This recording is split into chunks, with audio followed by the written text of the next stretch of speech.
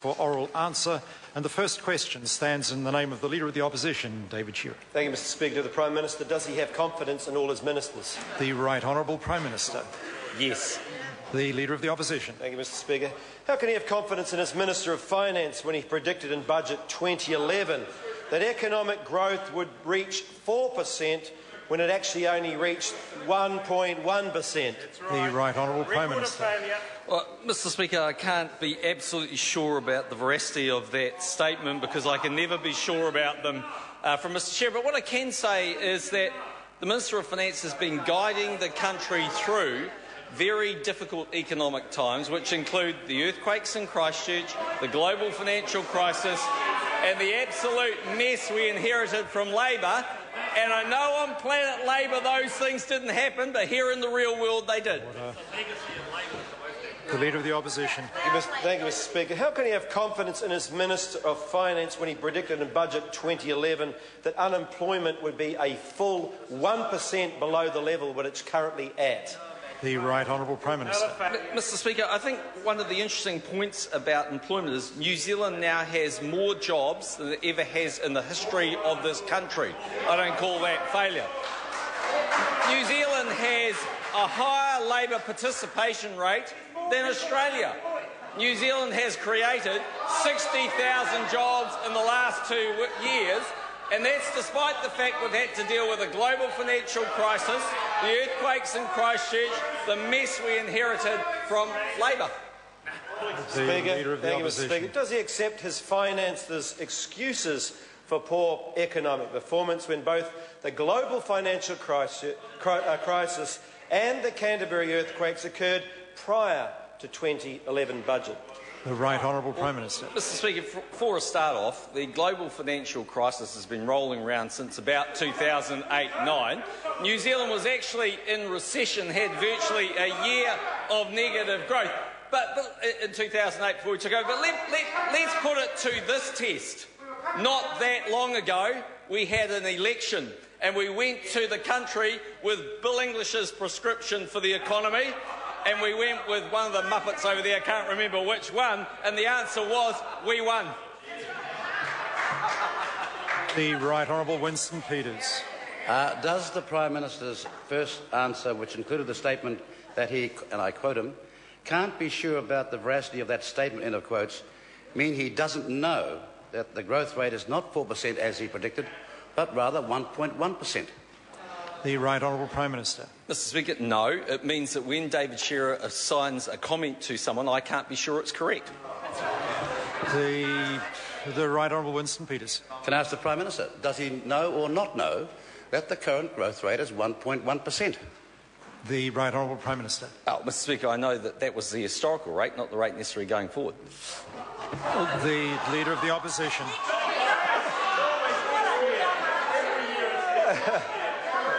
The Leader of the Opposition. Mr Speaker, would a zero budget have been required had his government met its growth forecasts of 4%? The Right Honourable Prime Minister. Mr Speaker, in my opinion, yes, and the reason for that is we inherited such a mess from Labor that we're having to pay off those debts that they've basically inflicted on the New Zealand economy through some wild spending programs in a hugely inefficient sector. And just before they get on their high horse, let's remember what state they left the export sector of New Zealand in recession since 2000. Point of order. Mr Speaker, I think that answer was well wide of the mark in terms of the question. Well, order. I think the Prime Minister, I allowed the Prime Minister to go on too long, and I criticised myself for that. However, he did answer the question, because the Leader of the Opposition asked, would a zero budget have been necessary had the economy grown at 4% as projected? And the Prime Minister said yes, that he believed a zero budget would still have been necessary. So he answered the question, but I allowed him to go on too long, and for that I apologise. Point of order, Chris Hipkins. Point of order, Mr Speaker. I've been listening very carefully to the Leader of the Opposition. Order. The member's entitled to raise a point of order. Must be a point of order, though. I have been. I've been listening very carefully to the Leader of the Opposition's questions, all of which have been in accordance with your requirement that they be straight questions with no conjecture or political attack. And yet all of the Prime Minister's answers have attacked the opposition. And you have said to us, if we ask straight questions, you'll insist on straight answers. And I'm asking you today to actually make sure that that ruling applies to the Prime Minister as well as to other ministers. I'll hear the Right Honourable Prime Minister. Mr Speaker, it is a straight answer that we've been living through a global financial crisis, an earthquake in Christchurch, and a mess we inherited from... Order. That is not a matter of order. The Prime Minister... Order. I'm on my feet. The Prime Minister is defending his answer there, and that's not a matter of order. I think, and the member raises a fair point. The only thing I would point out is that where questions do seek an opinion, they're always more risky than those seeking actual information. And I think, that I've criticised myself already. I've allowed the Prime Minister to go on a bit too long, but opinions were being sought, and that's the difficulty in stopping him quite as quickly as perhaps I should have. But I think the member's point's well made, because there was no political innuendo, I think, in the questions asked, and that's why I think some of the answers went on too long. The Leader of the Opposition. Thank you, Mr Speaker. How can he have confidence in any claim his Minister of Finance makes in tomorrow's budget when his previous budget forecasts have failed to come true year after year after year, or will he simply fall back on the same old excuses in tomorrow as well? The Right Honourable Prime Minister. Firstly, Mr Speaker, I don't accept that claim as being correct. In fact, the Leader of the Opposition yesterday directly in his primary question asked me questions about the forecasted growth rates in the 2009 budget, and as my answer proved, they were fairly close to those. But secondly, and most importantly than this, Mr Speaker, we on this side of the House live in the real world, and in the real world things change and you adapt to them. Whether they are the Christchurch earthquakes or the global financial crisis or the mess we inherited from Labor, all of those things are things which have changed as time has gone on. We didn't realise the enormous mess that Labor had left until we actually fixed it up. I think that is sufficient. Order. No order. I can't help but smile there, because I accept that I'd been a bit remiss on not pulling the Prime Minister up on earlier questions. I immediately get a supplementary question that's highly politically loaded. But I guess that's the way the world, the cookie crumbles. The Right Honourable Winston Peters. Plenty question. How can he have confidence in the Minister of Finance when his projections have debt continue to grow under his national government for the next 5 years to at least 75 billion? That it was 6 billion when they came to power, up to 50 billion by 2011, an increase already of over 700%. What gives them confidence in that sort of tutelage and management? The Right Honourable Prime Minister. Could you ask me to repeat the question? You were mumbling a wee bit. I couldn't hear it. Order. Very happy to. I'd like the Right Honourable Winston Peters to repeat his question. This is a man famous for his diction, isn't he? Order. How can he have confidence in the Minister of Finance when he has allowed debt to increase from 6 billion in 2008 to 50 billion at the end of 2011, an increase of over 700%, or by his projections, debt will continue to grow under his national government for the next 5 years to at least 75 billion?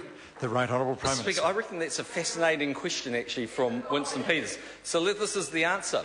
In that period of time, the government has insulated New Zealanders from the worst of the recessions and applied about $13 billion in total to the Christchurch earthquake. So what New Zealand First and Winston Peters have just told New Zealanders is, if he was the Treasurer, he would not be supporting working for families, the pension age would be going up, entitlements would be going, health system would be slashed, education would be slashed, and there'd be nothing for Christchurch. And I bet you next time he's down in Christchurch, he won't be looking the people of Christchurch in the eye and saying, under New Zealand First... Order.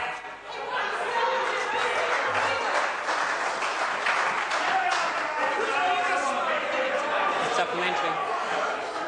I apologise to the member of... Order.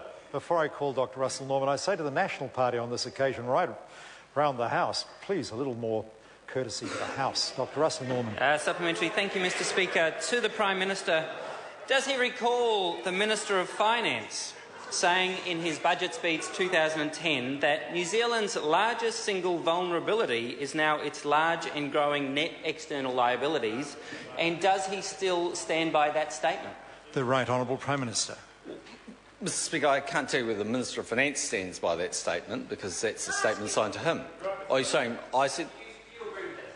Well, that's a different question, isn't it? Order. Could the... Ask me a something. I think... Order. It seems that the Prime Minister has answered the question, because the question got somewhat confused. Dr. Russell Norman, supplementary question. Thank you, Mr. Speaker. Now, order. Please, I say to National Party members, give Dr. Russell Norman the chance to ask a supplementary.